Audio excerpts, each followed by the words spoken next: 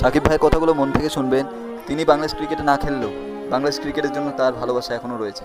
সে বাংলাদেশ ক্রিকেটের জন্য অভিনন্দন জানিয়েছেন এবং সে বিশ্বাস দিয়েছেন ভক্তদের যে বাংলাদেশ ক্রিকেটের উপর ভরসা রাখতে। তাই বাংলাদেশ ক্রিকেটকে ভরসা রাখুন এবং সাকিব ভাইয়ের কথাগুলো মন থেকে শুনুন আর সাকিব ভাইয়ের উপর ভালোবাসা রাখুন। ইনশাল্লাহ আমরা হারলেও বাংলাদেশ, জিতলেও বাংলাদেশ, ইনশাল্লাহ বিশ্বকাপ একদিন আমাদের। সময়ের সাথে সাথে সবই ঠিক হয়ে যায়। সাকিব থাকলে এই হইতো, সাকিব থাকলে ওই হইতো, কিন্তু আপনার কি এমনিতে?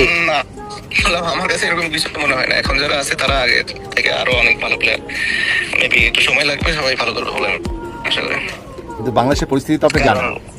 না না ভাই, দূর থেকে এত কিছু বোঝা যায় না। আর আমি এত কিছু দেখিও না সোশ্যাল মিডিয়াতে, না দেখি এখন নিউজও কোনো। আগে দেখতাম অনেক নিউজ বাংলাদেশের, এখন কোনো নিউজও দেখি না। স্বাভাবিকভাবেই আমার কোনো আইডিয়া নাই।